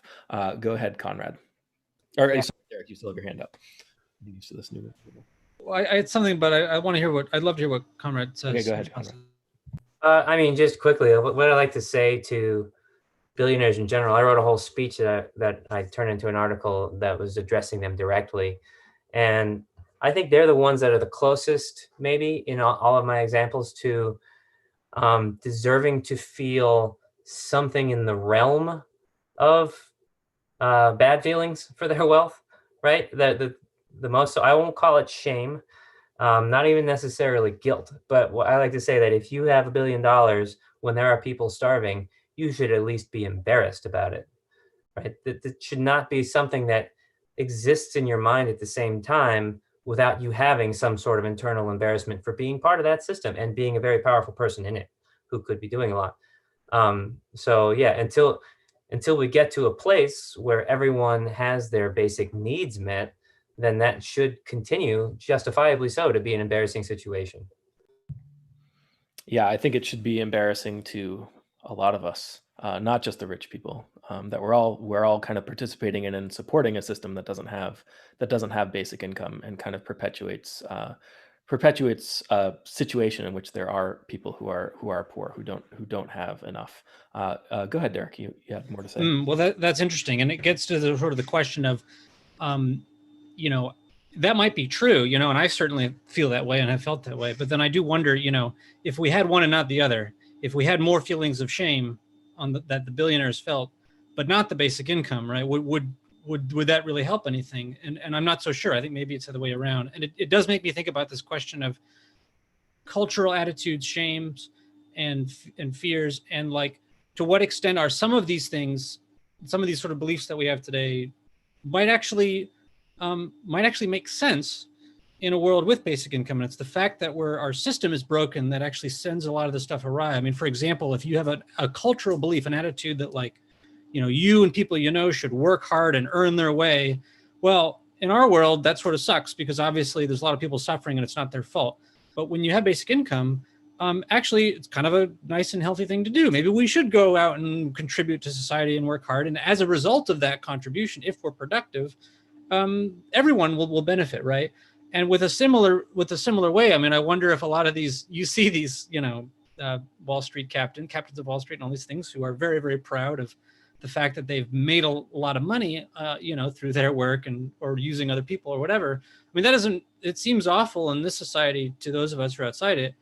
If you have a basic income world, maybe it does just mean that they're collecting money from people by doing useful things. And of course, in order for that to be true, though, right, like Alex is saying, consumers, like people, ordinary people, we have to be the ones with the money. If Wall Street is the one with all the money, if the government is the one with all the money, and you can get rich by getting lots of money from there, and you can't get rich just making things for people, then it sort of throws everything out of whack. Yeah, and it raises the question, should the shame that the billionaires feel be about all the money they have, or about, participating in the system and being in a position of power and not addressing it in some way? Right. I'm not sure, like a billionaire giving up all his money isn't going to solve the problem either, right? It might get rid of his shame, but it's not gonna fix the system. Let's go to Conrad. Yeah, I think just to put it quickly, the way I like to think about it is that a UBI immediately and clearly puts us all on the same team. And it's not even taking us from, it's not that we're necessarily always on opposite teams, although we often are. It's not, we wouldn't even be in a situation where we're on the team or on the bench. It's everyone is part of it. Everyone is lumped in, everyone's accountable, everyone's responsible to each other. And I think that would be incredibly powerful, especially considering all the polarization going on today. We feel like we're on opposite sides.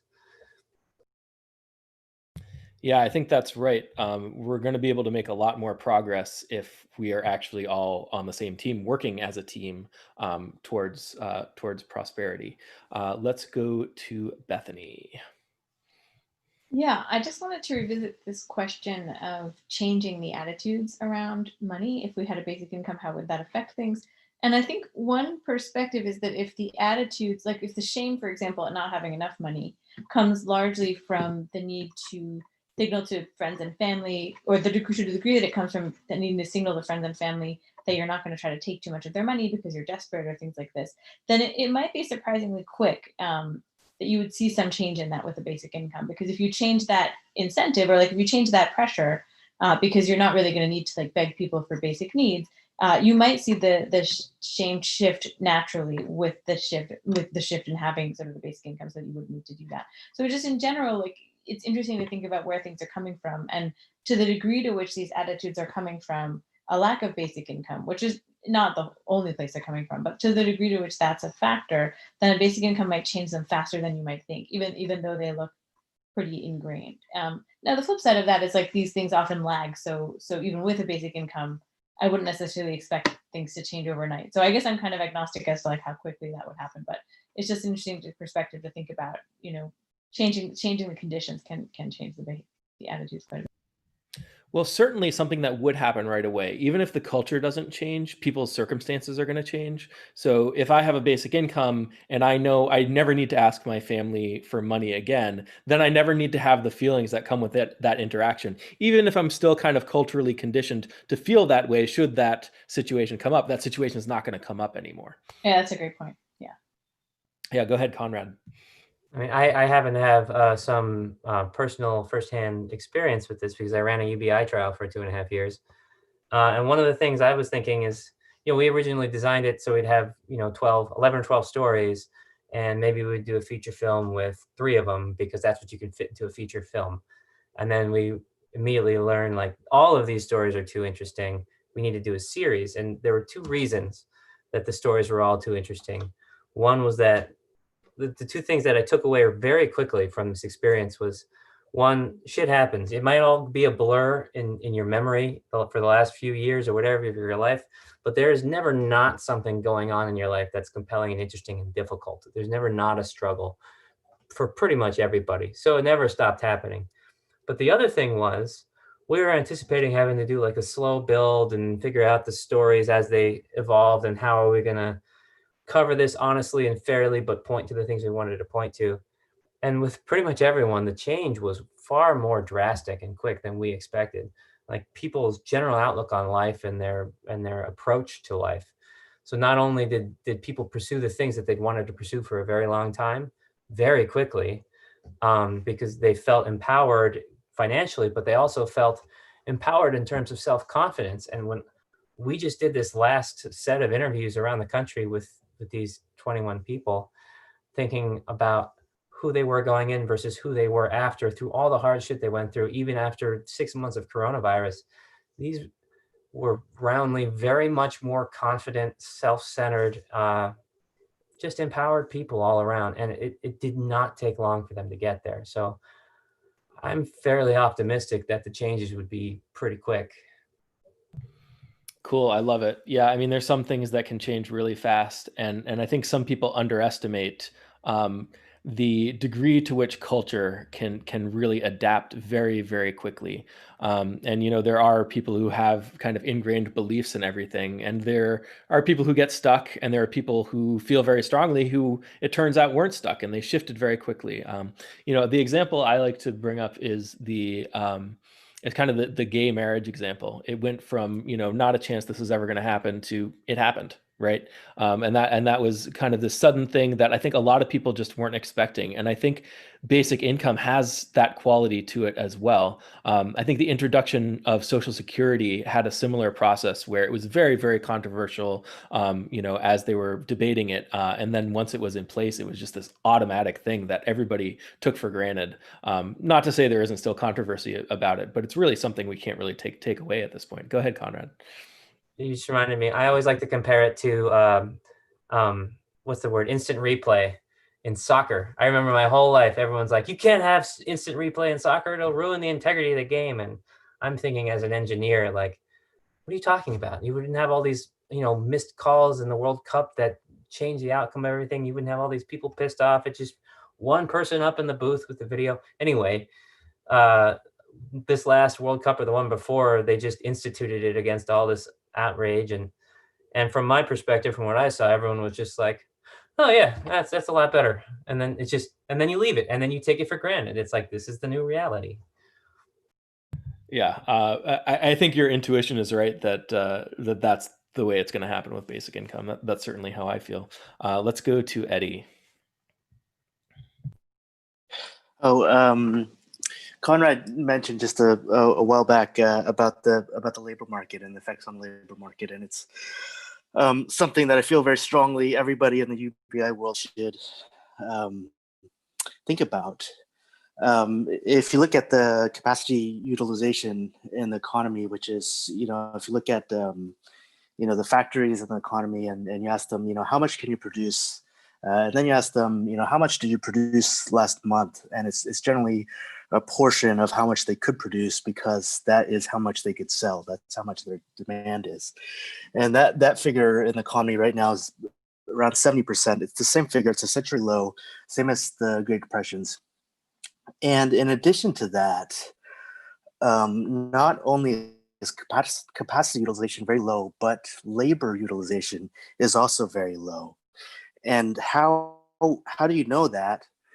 If you think about, supply and demand, when you see the price of a resource, if you're thinking about something other than labor, and you see the price of it is going down or it's very low, then the first thing you're going to think is that there's not a lot of demand for that resource. And I would argue that that is exactly what everybody, on the left side of politics, talks about how wages have been stagnant for 40, 50 years. And the obvious answer to that, to why that would happen, is because there's not enough demand for labor in the economy. And I would assert that the reason that happens is because of the what I call the paradox of progress. Back to productivity growth, and where you have, the worker. The worker, wearing one hat is also the consumer wearing another hat. And so when they don't make enough money as workers, then they can't spend as much money in the economy as consumers. And that becomes a positive feedback loop, and it loops back around and keeps labor demand slack. And so it's a destructive cycle. It's my updated version of the paradox of thrift. Cool. Yeah. Is the paradox of progress. The paradox of progress. I like what you said about factories having excess capacity. And, some people might say, oh, well, people are just going to build factories with excess capacity so they can scale up, right? If you're a business and, you want to make sure that you can scale if you need to. But then you notice that, well, the very fact that we're able to build factories with excess capacity is a sign that we're not reaching our full potential in the first place. So let's go to Conrad. I think it would be remiss, or I'd be remiss if I didn't bring this up, because everything I do is about making it personal, right? The bootstraps is about letting you have a lived experience, or 11 of them with UBI. The UBI calculator is about seeing how it'll affect your own personal finances if we had a different UBI thing. And the thing with shame, I think that's interesting to me. I had a certain set of examples that I could use, but I think if my premise is true, then we all would if we looked closely enough. And one of my things about shame is that the way to embrace it is to negate it by putting it out there, by the transparency. So I think in that effort, I'd be interested, and I'll start it off with a couple examples of mine in both hearing what people's unique, different experiences with money shame that come to mind might be, and then thinking about what it might look like in a UBI world if it would play out that way. So for me, I've got a couple. One is just in general being a actor, filmmaker, whatever, who had no money for a very long time, and his family, worried about him. As I was going out after these big, ambitious projects, Then all of a sudden, like 4 months ago, we paid ourselves out, like a third of our 3 years worth of salary. And we went from like bottom whatever percent to the top whatever percent overnight. And we're going through the process of buying a house and all this stuff, and immediately jumping from not enough shame to feeling like I have too much shame and being immersed in this world. Um, I feel like that's my first example. I feel like in that, if there was a UBI, I wouldn't have all that shame from like getting a payout from what we had built, because I wouldn't have that contrast with all these people that are struggling and suffering just to get anywhere, and I wouldn't have that direct remembrance of it myself. And then the other one I think is more poignant to me is it because it combines body shame and what's this other word? All different kinds of money shame. Is a couple of years ago, because I'm an actor, and because also I'm just a guy who has a certain level of insecurity and vanity.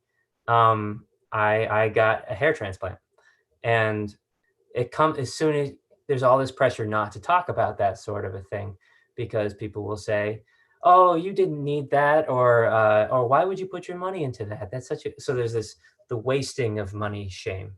Like, you're choosing to spend your money somewhere, especially if you don't have much, especially if it's an investment. I put it on a credit card at the time, and I found myself justifying it to people that, well, I'm an actor, and this greatly increases the number of roles I can get, right? So it can pay off. I even have a role. I've shot a portion of a film that if I'm going to finish it, this film I put a lot of money into, then this is definitely an investment. And I was jumping through hoops to make it kind of make sense. And the way I decided to deal with it was not to hide it, not to hide the fact that I did it, but just to do a big post and say, "Hey, everybody, this is what I did.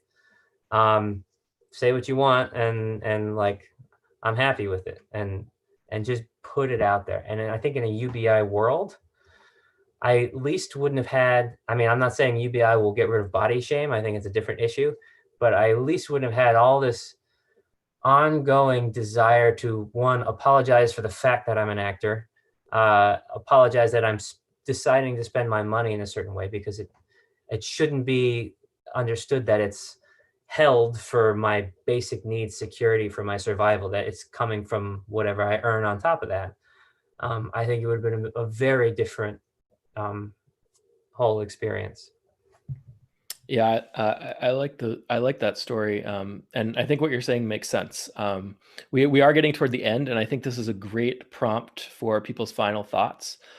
So the final thought will be, if you have any story about, any personal story about money shame, and just any final thoughts about the conversation as well. So I'll start, and then we'll go to Derek and then Bethany. So for me, my story is back in 2013. I was on an ultimate frisbee team, and I didn't have a lot of money. I had to pay $500 in dues at the beginning of the season, and sometimes we would go out to eat, and I wouldn't order anything because I couldn't really afford to eat out with the team or anything. There was one time where we were eating out, and I didn't get anything, and I was sitting with a friend of mine who also didn't get anything because she didn't really have any money. And then at the end of the meal, our team captain announces that, "Hey, everybody, your meal is free. Turns out we had some extra money from the team dues." So I had ended up, buying food for other people because I couldn't afford to buy food for myself. And that's, like, didn't say anything to him at the time. That's just, the way it goes. And I didn't, make a big deal about the fact that I didn't have as much money as other people during the season or anything like that. And it wasn't a big deal. And it wouldn't have been a big deal if I hadn't, if I just hadn't gotten food that day. But the fact that it was free, and it was the money that I had put in, that there was extra, and yeah, so that just made me feel awful. And in a basic income world, that's not going to happen. I'm not going to be in a situation where it's a normal thing to say like, oh, you're the team captain and you're like, hey, everybody, here's a little something back. We had extra, good job. Like that was, he felt like he was doing a good thing for the team, and he kind of was. And in a basic income world, there wouldn't be people who are kind of stuck in that situation like me, or maybe there's someone who didn't want to get any food for whatever reason. They might be slightly annoyed or anything, but I'm sitting there hungry, like waiting to get home so I can eat. And I don't know so that's my story. And I thought this was a great conversation. I'll say more at the end when we wrap up. Let's go to Derek, Bethany, and then Neil. That is a good prompt, and I think I have too many personal experiences to name. I'm a freelancer, and so I've spent a lot of my life being confronted with money in very direct ways, where I will have to meet new people and be asked what I'm going to charge them and that sort of thing. And I've always sort of hated that part of it. I liked everything about my job except that, because for me there were so many different people I'd rather work for, or jobs I'd like to do for less money, but then I end up gravitating towards exactly the kind of jobs that I would prefer not to do because they're the ones that pay. And the too many experiences, you have to sort of project an aura that you are always getting these high prices. And the truth is, well, for someone else who can't afford it, I couldn't charge that much. It depends on what you can pay, right? There's all of these sort of secrets you have to have about money when you're in that kind of work. And I'd much rather have more flexibility to bypass all that if I could. I mean, the final thing I want to say on this topic is something we didn't maybe bring up that I wish maybe we had talked more about, is that I think that it's interesting to think about to what extent our cultural attitudes and our feelings of shame about money relate to our beliefs about what money is and about what's possible and impossible with money. When I talk to people who oppose basic income or people who are opposed to social spending in general, they very rarely will tell me, well, obviously what you're proposing will work and is possible. We just oppose it because it's bad for people to have money. Like I'm against it immorally. In our society, in modern people, we rarely will just say, well, this is my tradition or my belief. We always have reasons for those beliefs, and a lot of people justify these shaming other people about their money because of a perceived necessity for the larger system, for it to work this way. And I think that's worth examining, because if you believe in something like the labor theory of value, and you believe that the only reason money stays valuable is because everyone's working as hard as possible, like, then it sort of makes sense. Like, you have to go and shame everybody into earning their money and is earning as much as possible, right? So learning that money doesn't work that way and it can work in entirely different ways than that is really, I found really helpful for maybe cutting past some of these feelings and these strong beliefs. Okay, thanks, Derek. Let's go to Bethany, Neil, and then Eddie. Yeah, so I don't have really one specific thing. I'll just mention a few small things. One I've noticed that I've definitely learned, the idea that that it would be shameful not to be able to pay for something that you're committed to, or and so that's fortunately not really happened to me that much. But certainly, if by accident I didn't pay for something or something, I certainly felt the need to like extraneously emphasize somehow or let people know that it was by accident, not because I didn't have the money. I think Alex has seen me do this before, so it's like just kind of like a tick in my mind that maybe I don't examine that often. I certainly think reflectively, I'm not like a billionaire or someone where there'd be a ton of external pressure for me to feel bad about the amount of money that I have. But certainly when you think about people in other countries where a dollar can go a lot farther, it creates like tension. Should I be donating more? That kind of thing.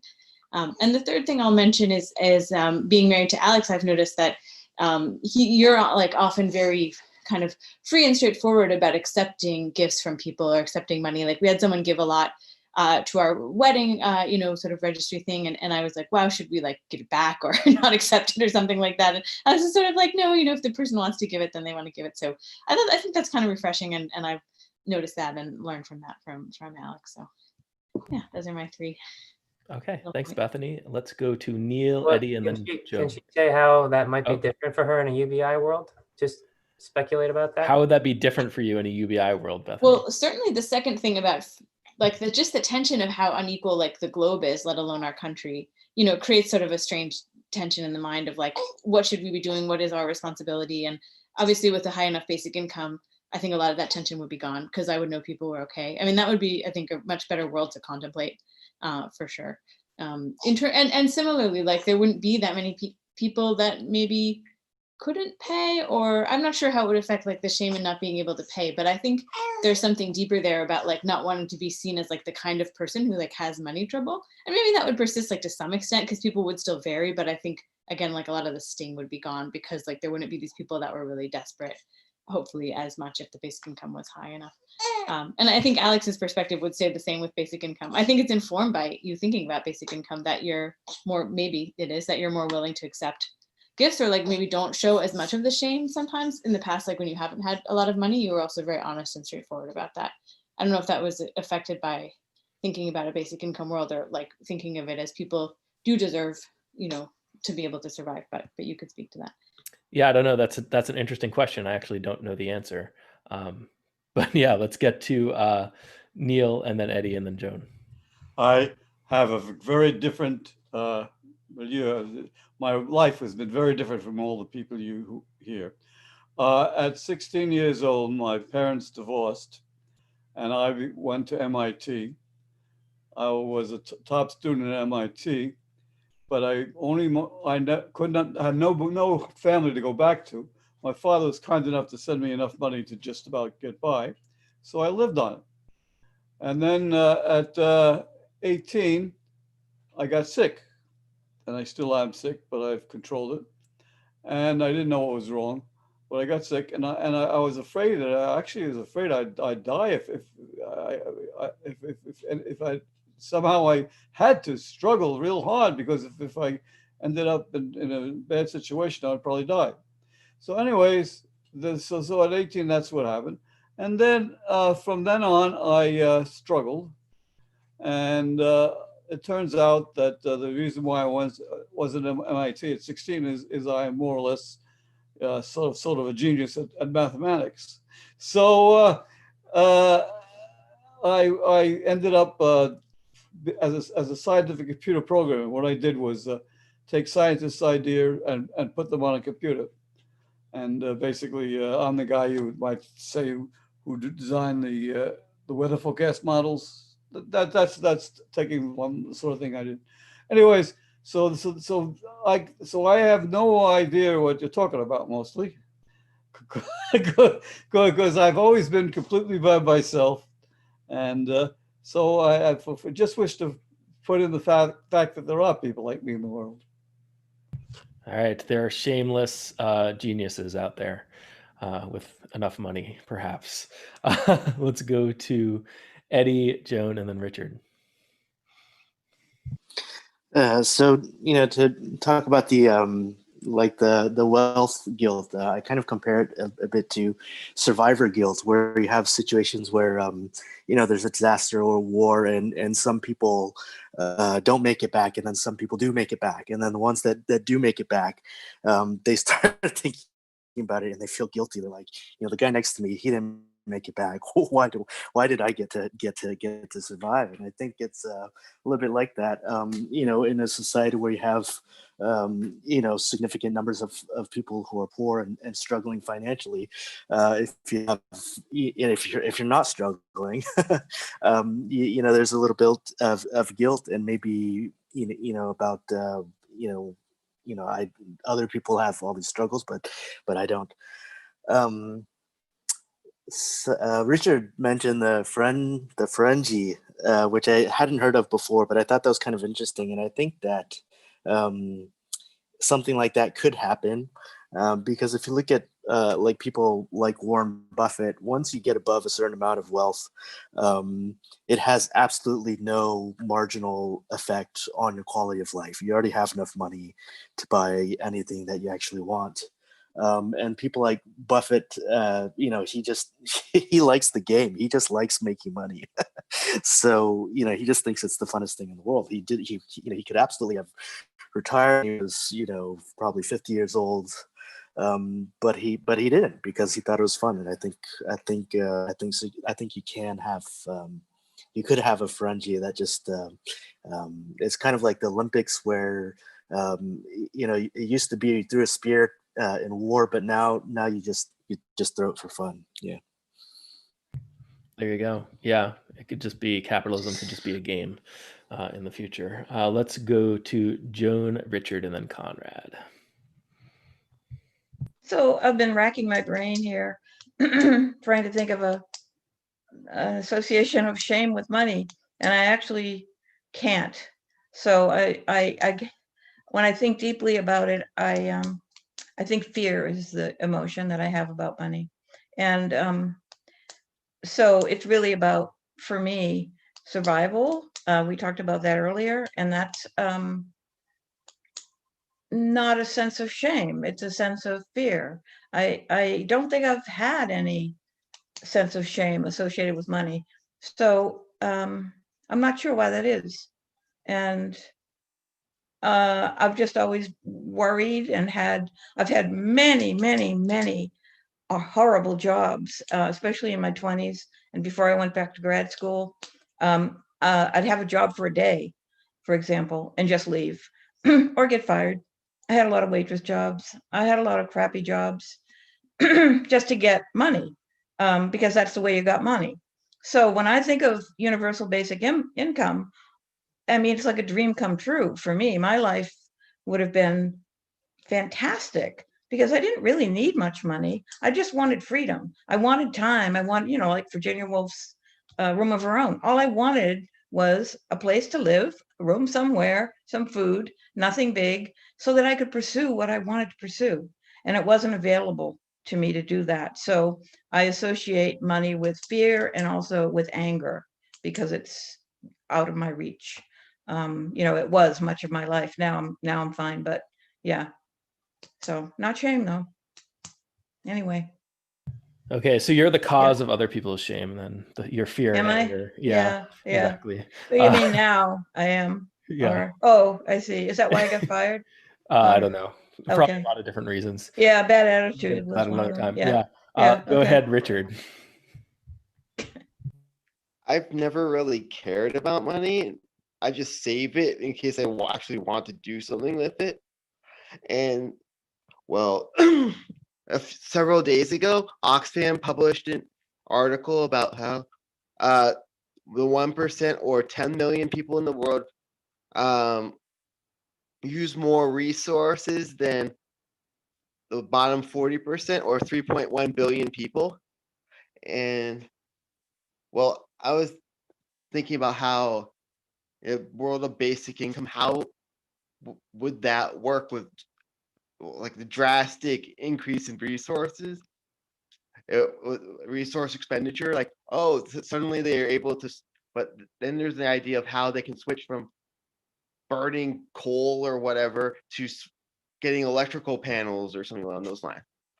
And then there's the whole issue of like automation and how someone might lose their job and there's like the shame of not having a job anymore, and they didn't have a job anymore because they didn't like update their skills or they didn't pay attention to trends or anything like that. Like, I don't know. Yeah. I think those are excellent points. Let's go back to Conrad.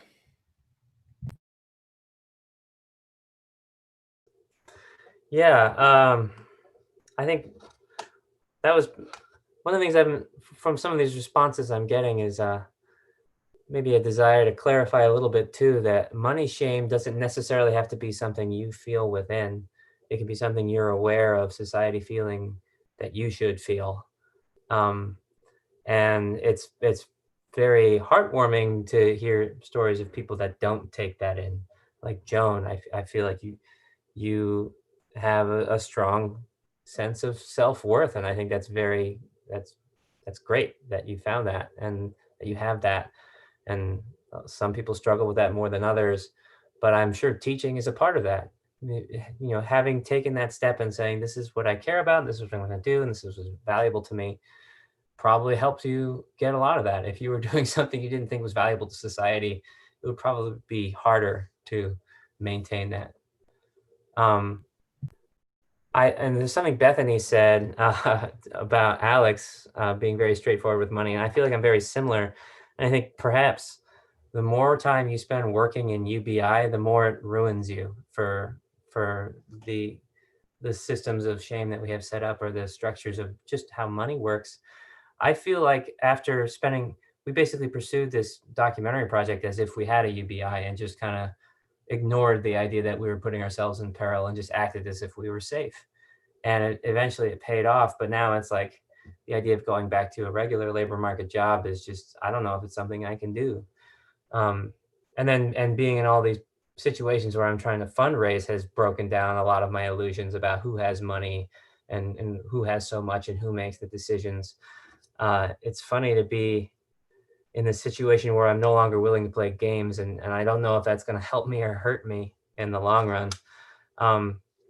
But I think I'm also kind of moving beyond personal shame and more towards fear and anger as well.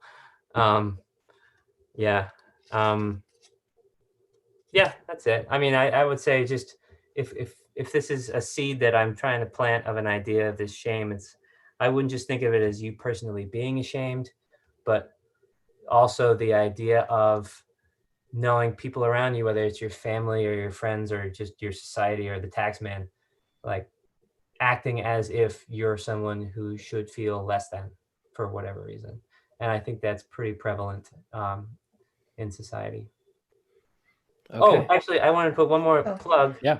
Just because we just started this app, if you guys want to check it out and let me know what you think on Facebook or whatever, or sign up for the mailing list, it's commingle.us. We're still developing it, so you can look at the concept and tell me what problems you see with it, or whatever. Okay, commingle.us for all our podcast listeners out there. So I want to end on a final thought that has to do with something Neil brought up in the beginning, that, in small scale societies, small scale interactions, you don't really have money, but we do have shame. And, you do have these various social incentives. So money is kind of for the large scale. But then later, Derek said that in our society, we're shaming people into earning money. So that's kind of an interface between the small scale and the large scale. At a small scale level, the expectation is that you go out into this large scale economy and bring some money back to your family or whatever small scale community, that kind of thing. So that's just something to think about, after this discussion. This was a lot of fun. Really appreciate you having you on here, Conrad. Next week's topic is debt jubilees. So does it make sense? To what extent does it make sense to give everybody a reset button or a blank slate and wipe away their debt every so often? And how can you do that? Does that make sense in comparison to giving people a basic income so they have more money to just pay their debts in a normal way? So that's what we're going to be talking about next week. Thanks, everybody. Yeah. Thanks, Phil. Thanks, Thanks, Conrad. Conrad. I love Guys, great my darling. I